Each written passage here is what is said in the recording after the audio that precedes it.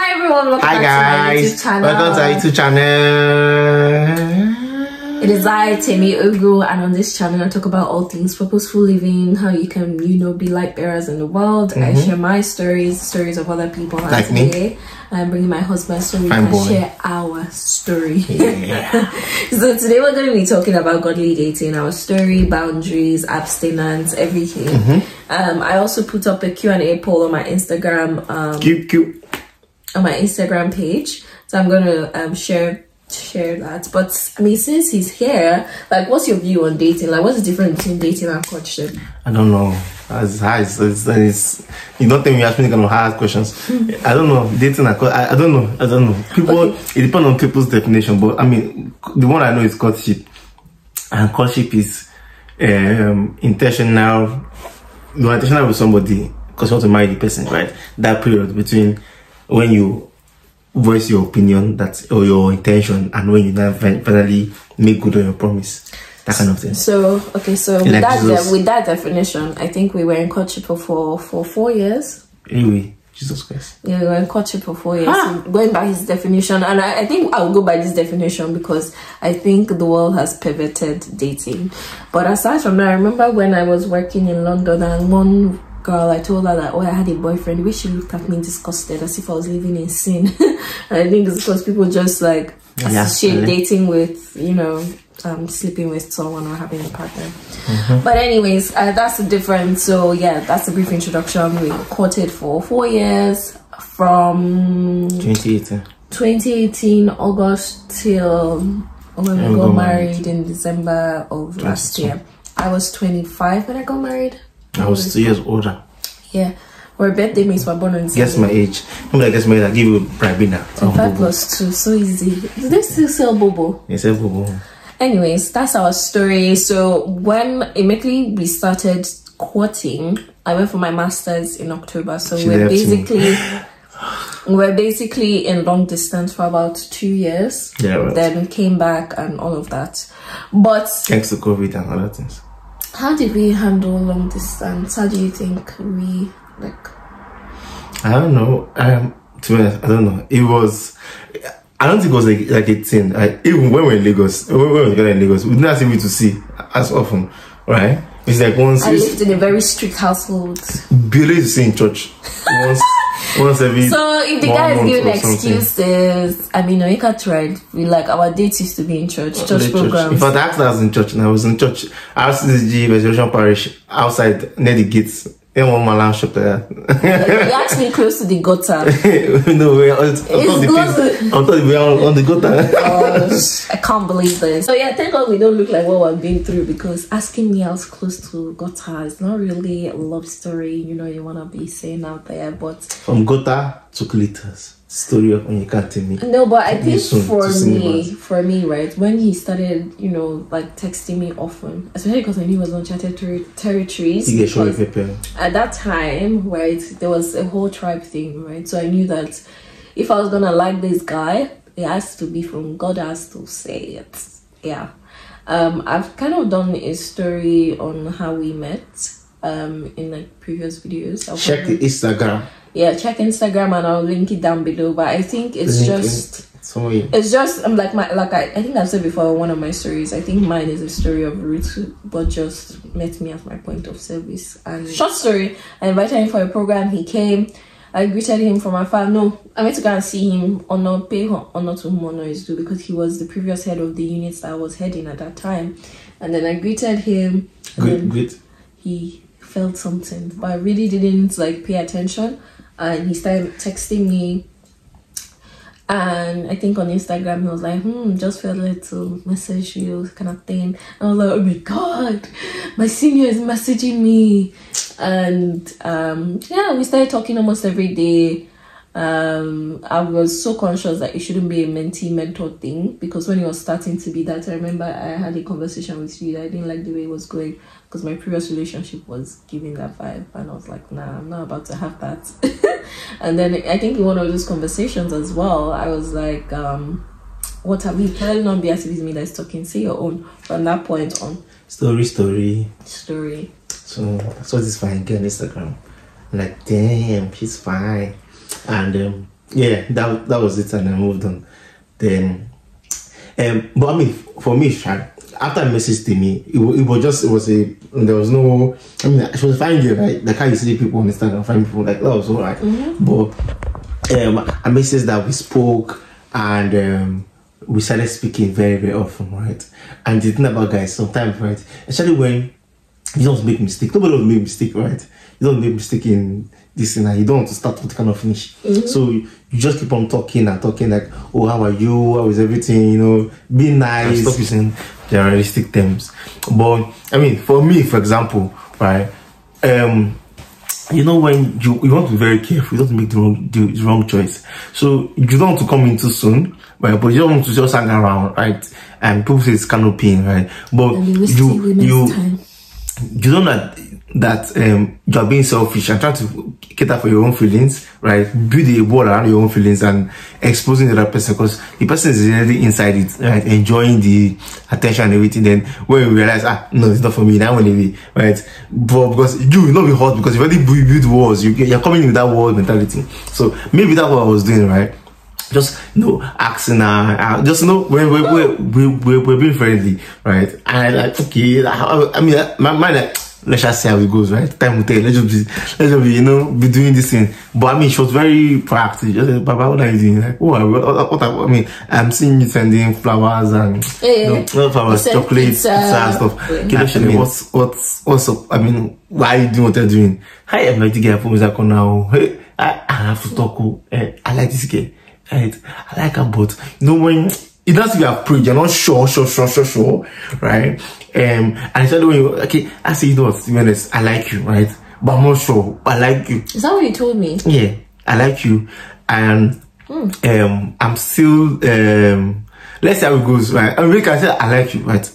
I like you, like I want you, right? But I'm not prayed to, but like, I mean, I prayed, but like, not if I have a clear answer. I'm more clear, but I like you, basically. And she said, okay. That's what she said. She knows she likes me too. She knows declare love and everything. I'm like, yeah, because I'm like, okay, noted.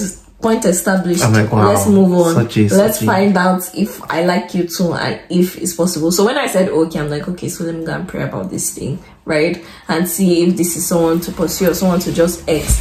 Because after my last breakup, I had like this thing where it was just me and God, and I had this book where I wrote down all this about my dear future husband. So when he comes, I like know who this person is. So I needed time to figure out if this was the person that would fit into my plan, or God's plan for my life. And yeah, that was it. And then it took me from March. When did you tell me? April or so. April, May, June, July, August. So 4 months later was when I said, okay, yeah, let's court. Let's not say date, let's court. And I think long distance was cool. I think it was good to me. Yeah, I think it's because we were like touchy people. I think it was good. In hindsight, it was good. Obviously, there were some times I'm like, oh my God. And then I was now in a very lonely place as well. So we did a lot of video calls. Even when I think one of our phones spoiled, we ended up using Gmail. We were always chatting. And then like, oh, I'll call you at 7:25 or something. And then you have to be online at that time.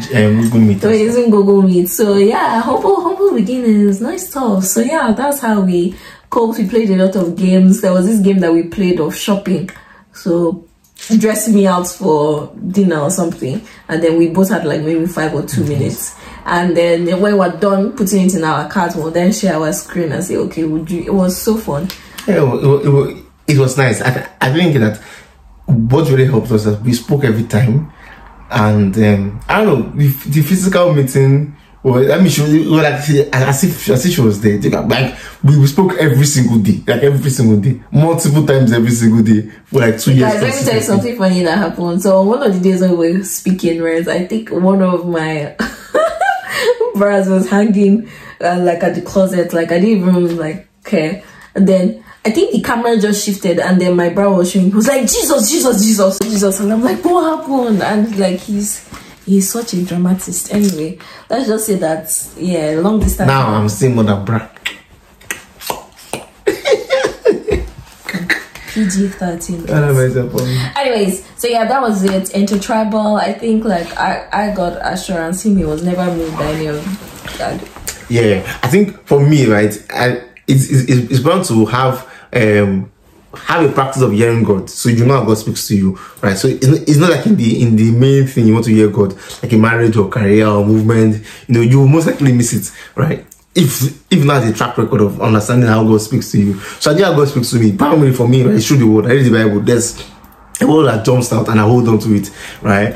And I mean, while praying, one particular 12 hours prayer in the Holy Ghost, right? The word came and make the word came. There was no issue again. I remember you calling me and telling me at that time. And yeah, I think that's very important. I think mine was dreams, and every time when I was like always shaky, I would always go and talk to him. But I think he was very secure, and I was like, is it like nothing is entering you? What's going on? Like, I'll come, but then at some point I think I stopped telling him my fears, or maybe I won't tell him completely. And I think God just helped us. And the exact same way I dreamt it. That's the exact same way it happened. So we're thankful to God for seeing us through those 4 years. We know it's very rare, but yeah, I think God just helped us. I think it also helps because me, I was very scared about marriage. I didn't want to get married. I'm like, men are scum, men are dogs, men are this, men are that. Yeah, I think I even gave him some blows, like left, right, and center when we did I? Definitely, can't remember. Love does not record. Does not keep record of wrong. But anyways, yeah, I think those are my insecurities. So I think when I came back, I became more like into service to God and everything. I started to go to camp more often. I started to see like lovely couples, and I'm like, you know what, this thing was possible. Yeah, even yesterday I was speaking to some people, and no, it's very easy to say that some things do not exist because you've not seen it. Or you've not seen a lot of it, right? So nothing, I mean, people say good marriages are rare. I don't think it's rare. I just think because what people focus on or what is really being sold is the one that is the one that are bad and stuff, right? But I mean, they are good marriages, right? They're people that really love themselves when they're staying together. Right. It was strange to me when it's the same way. It's the same way people say long distance is bad. It does not work. I mean, to be honest, I did not feel any. I think we will move on to one of the reasons why we did not feel anything was because abstinence was key in our. Okay, yeah, maybe because like it was not. It was not, and I think that's one thing when you're dating someone, you guys should be equally yoked because then you guys will be able to stand together. So abstinence, no sex before marriage. So like even in like hugging and touching, there were limits. You know, when the temperatures are rising at a particular point, you'd be like, "Hello, brother, please can you just move to the other side?" But I think that's basically what helped us. So it's possible. Surround yourself around the right people, and it would happen. So yeah, I think that's that on abstinence. Well, so now I've talked about abstinence, right? Make sure you are equally yoked and set boundaries. So we always met in church, we always met in public places. We never stayed in like a closed up place alone. Even one time when we were in your friend's car, I think in Harvesters or so, God just, I don't even know, so maybe sometimes my dad would just call or somebody would just come. So, well, yeah, no, yeah, so we thank God for all of that and for the long distance. Yeah, so and we thank God for friends for keeping us accountable as well. So people will just be angry and be like, your friend is for closing, but they are just looking out for you to make sure that, you know, you hold on to God's promises and you tarry till the end. So differences, how do you think we handled differences in courting? I think we just spoke about it. I mean, we have two different views of on handling things. So like me now, when I'm not driving, I just rather not talk, right? And we'll talk about it much later, right? Let's just. Yeah, I want it as if they hot. Like, let's sort it out. I mean, like someone said that, you know, don't try to resolve an issue when you're too hot, I mean too happy, or don't make a decision, sorry, when you're too happy or too angry. Just make sure when you have cool head, and that's that kind of pattern I used to follow. Like, so I don't like discussing things when it's hot, but at the end of the day, we'll always just come to a compromise and discuss the issue. And the thing about it is that I think the mentality is not me versus you. It's like we want to solve it. So it's not as if you are coming that I must win, I'm coming I must win. So you told me you will never win. We are coming that, I mean, we must win. The marriage is the important thing, right? Or our relationship, right? It's important, right? So when I come in, we are fighting for the relationship. We're not fighting against each other, right? We are fighting our views for the relationship. So everything is that we are fighting for the relationship. And me, I'm a very like practical person. Like I'll write everything down. I'll ask you questions. So after that, I can't remember how many millions of questions I asked. I'm like, this is how I am. This is how my family is. How is your family like? What's the genetics like? What are the patterns? What are like? I ask questions. What are the traumas? She ask questions. I still ask questions. What's the best thing about your parents' marriage? What's the worst thing about your parents' marriage? Although there's no worst thing, but like, what is it in your parents' life or in your family that you like to change? So like, I used to ask all those questions, and I always used to talk a lot as well, because I'm like, we're two different people. Let's know where we're coming from. Let's know the baggage we're leaving behind, and let's know what the lightweight we're carrying moving forward, right? And I think it helps, because there's sometimes that some things just trigger me, and I'm like, and he just knows to either leave me alone or not ask me any question, or maybe just give me a hug. So I think like talking about your differences as well would help. Being open, being an open book. And I'm so happy I was so open, because I remember when we were dating, right, I was scared about like your family accepting like my openness, my YouTube, everything. And at the point, I look back and I'm like, I'm so glad that I was the same plain book, because like I think that there was so much expectation, right, of, oh, you must cook, you must clean, you must dobale. I mean, I do all those things, but obviously a different tribe. But like, I know that one of the prayers I prayed was that I don't want any amalatoni mother-in-law, like people that would like prioritize like over my mental well-being, or even like over who I am as a person. And I'm glad his mom is like the most loveliest person. Like if I don't post YouTube videos, she's coming and say, Tem, what happened? And then she tells me what background to use. So I'm like, just imagine if I hit that part. Sitting now in marriage and I start opening up, they'll be, tell me what happened. Like this one, you're just talking. They'll think that there's an issue. So please be yourself. Don't try to camouflage for anyone. They will love you the way you are. I think it's also sometimes when it's just like you having a resume, right? The perfect company and the perfect role, when they see your resume, like, this is the best person I'll be looking for. So just be like that, and then they would accept you. So yeah, I think that's that. And then 2 questions. Where is it? I think the first question was, someone asked how old I was. I've answered it at the beginning. I was 25. And that person said, another lady asked, so she knows that this person is her husband, but the man has not said anything, so what should she do? Don't know. I mean, I think everybody is different, right? Well, if the person is hanging around, I mean, I don't know. Are you guys dating or got anything? What is the situationship? You ask, you move into a situationship. Don't go and be let somebody block your canopy. Don't let anybody waste your time. You can, right? Ask questions, right? Ask. If you ask and the Bible says ask and you shall receive, right? If the person not give you, if the person is the receiving, it's not what you want. Yeah, and I think also because me, I was bold to ask, because I'm like, I don't want to waste my time. I know what God has told me to do. I know the vision I'm running with. So if you're not there, just excuse from my way. So I think knowing your value, who you are, your purpose in life, so that this person becomes your partner and not a prayer point, like they say.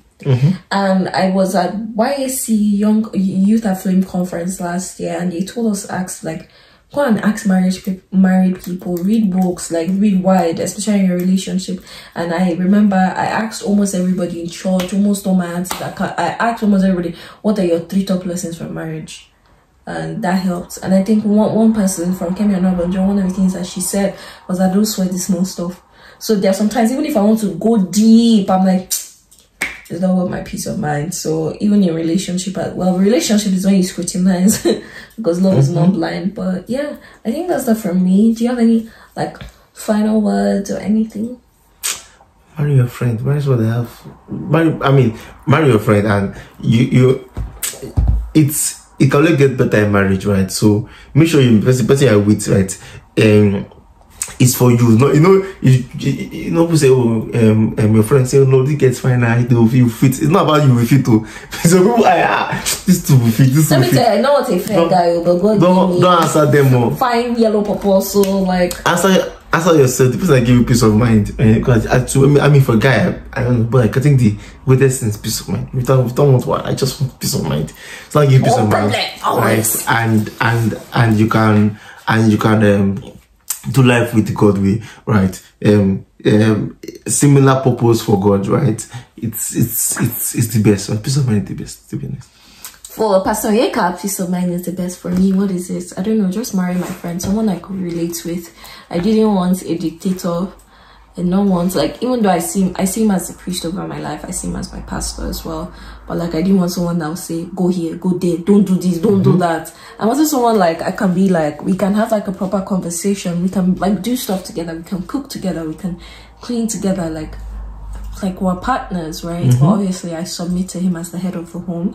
So I think that was super important for me. So in my relationship, I made sure that I asked all the questions, ticked all the boxes. Like I didn't want to miss it, honestly. Definitely I fought a lot, especially in my mind, and I communicated that as well, because I knew that he was a prize and I wanted to treat him as that. Yeah, it's a prize. Wow. No, nice. What are you before? Prize. Speech as prize giving. Anyways, thanks guys for watching. I really do hope that this blesses you, and I hope that you are able to, you know, date or no, court the godly way, and I know that God will see you through your relationship season. Amen. So thank you for watching. Please share with your friends, like, comment, and subscribe. And we'll see you in our next video. Please beg him. So let me do. Beg him I'm watching it.